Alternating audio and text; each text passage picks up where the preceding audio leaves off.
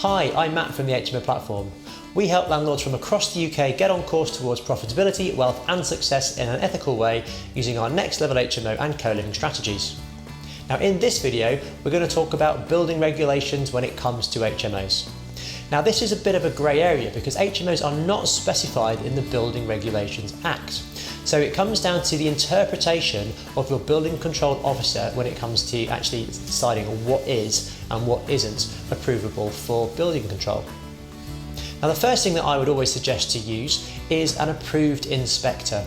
Now you can use the council, but the approved inspector is more likely to be able to work with you to get the end result. Whereas for the council, you need to present them with what you suggest and they say yes or no and aren't necessarily able to help you come up with solutions. I'm sure this isn't true for all councils, but in the councils we've worked with so far, it has been a longer process because they've got a lot more workload to deal with than the approved inspector.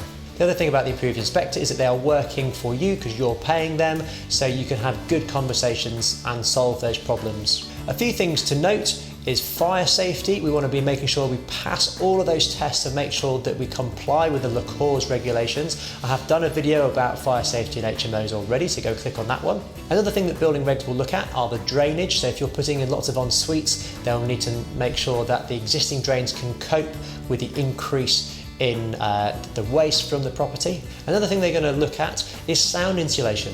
Now, interestingly enough, HMOs are a house. It's a house of multiple occupation. So would you think that a room needs to be insulated like it was a flat? Now, if you're looking at an HMO as a house, I would say that you don't need to do that. But some building control officers will look at it and say, well, actually, it's a room, it's self-contained, therefore it needs to be insulated as if it was its own individual flat.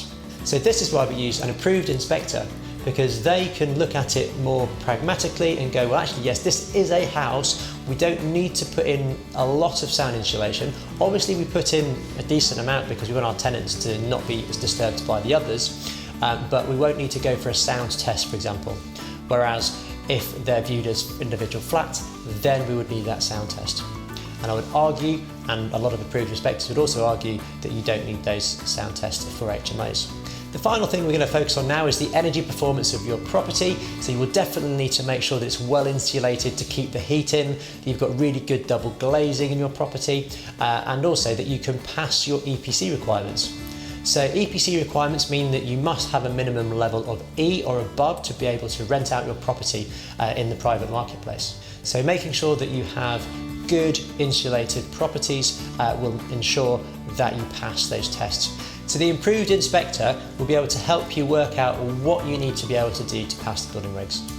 So that's a brief overview of building regs for HMOs. There are a lot more moving parts to that, which I will cover in future videos if you're interested in that level of detail. But for now, thank you for watching, and for more information about what we do at the HMO Platform, go visit our website, www.thehmoplatform.co.uk. Thank you for listening and see you in the next video.